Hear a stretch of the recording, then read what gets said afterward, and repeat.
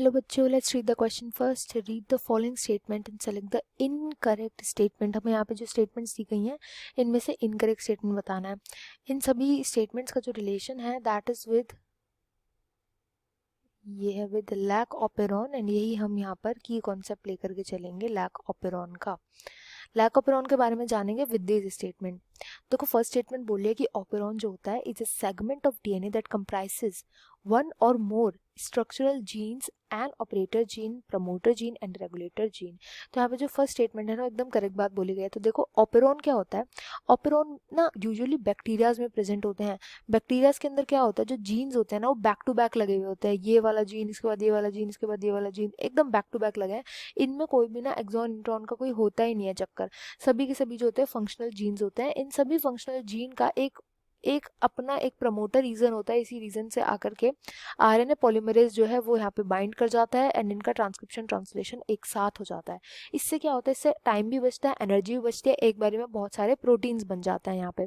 तो बैक्टीरियाज के अंदर जो सेट ऑफ जीन्स होते हैं ना इसी को हम बोलते हैं ऑपेरॉन. अब ऑपेरॉन में होता क्या क्या है, तो सबसे पहले तो आता है एक प्रमोटर रीजन जहां पर आकर के आरएनए पॉलीमरेज जो है वो बाइंड करता है. तो ये होता है प्रमोटर रीजन.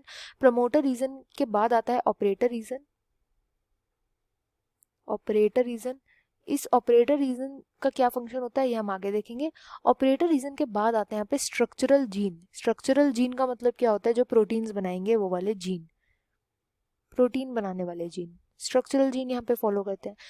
अच्छा, अब ये जो प्रमोटर रीजन था ना, इस प्रमोटर रीजन से पहले भी एक जीन आता है, इसको हम आई जीन बोलते हैं एंड ये होता है रिप्रेसर, प्रोटीन बनाने वाला जीन.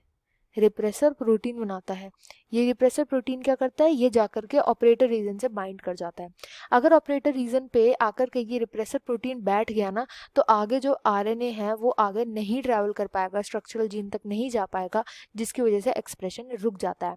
वेयर एज अगर ये नहीं बैठा होगा, रिप्रेसर प्रोटीन जो है वहाँ पे नहीं जाएगा, तो इस वजह से क्या होता है, जो ऑपरेटर रीजन है क्योंकि ये तो फ्री है, तो आरएनए पॉलीमरेज जो है वो आगे जा करके एक्सप्रेस कर देता है, जीन से प्रोटीन बना देता है.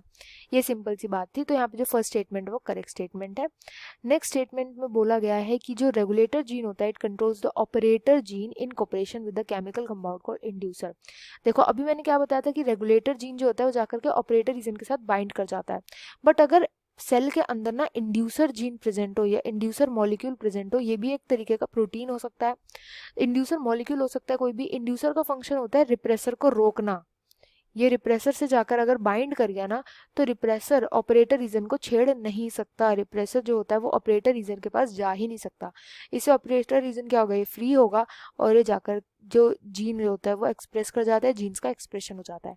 तो इंड्यूसर जो होता है वो क्या करता है, रिप्रेसर के साथ जाकर के अटैच होकर के एक्सप्रेशन को करवाता है, जीन को एक्सप्रेस करवाता है. सेकंड स्टेटमेंट भी जो है इसलिए करेक्ट बोली गई है. अच्छा, इसमें थर्ड स्टेटमेंट बोल रहा है कि जो रिप्रेसर होता है physically activate the binding of RNA polymerase. तो ये मैंने आपको अभी बताया था कि रिप्रेसर प्रोटीन जो होता है अगर वो जाकर के ऑपरेटर रीजन पे बैठ गया ना तो आरएनए पॉलीमरेज बाइंड ही नहीं कर सकता. यानी कि क्या कर देता है, एक तरीके से आरएनए पॉलीमरेज की जो बाइंडिंग होती है ना उसको इनएक्टिवेट कर देता है, ना कि एक्टिवेट करता है. यहाँ पे एक्टिवेट लिखा हुआ है गलत है, यहाँ पे इनएक्टिवेट आना चाहिए था. इनएक्टिव कर देता है, एक्सप्रेशन हो ही नहीं पाता. जो लैक ऑपेरॉन होता है वो ठप पड़ जाता है, बंद हो जाता है, ऑफ हो जाता है. तो इसलिए यहाँ पे जो थर्ड स्टेटमेंट है वो इनकरेक्ट स्टेटमेंट बोली गई है, एक फॉल्स स्टेटमेंट है. यहाँ पे बोला गया फोर्थ स्टेटमेंट के बारे में कि प्रमोटर सीक्वेंस जो होता है is located upstream of the structural gene. देखो अपस्ट्रीम क्या होता है, मैंने कोई एक सपोज एक जीन ले लिया, इस जीन के अगर हम नीचे के जीन्स की बात करते हैं तो इसको हम बोलते हैं डाउन स्ट्रीम, और अगर मुझसे पहले के जो जीन्स आते हैं उनकी अगर हम बात करते हैं तो उसको हम बोलते हैं अपस्ट्रीम. अब होता क्या है, जहां पर स्ट्रक्चरल जीन्स प्रेजेंट होते हैं, स्ट्रक्चरल जीन जहाँ पे प्रेजेंट होते हैं, आपने अगर ये डायग्राम देखा हो तो स्ट्रक्चरल जीन से कितना पहले यहाँ पे प्रमोटर रीजन प्रेजेंट है, आपको दिख रहा होगा. तो अपस्ट्रीम में प्रेजेंट है ना, पहले प्रेजेंट है ना, तो इसलिए क्या हो जाएगा, ये करेक्ट स्टेटमेंट बोला गया जो फोर्थ स्टेटमेंट है.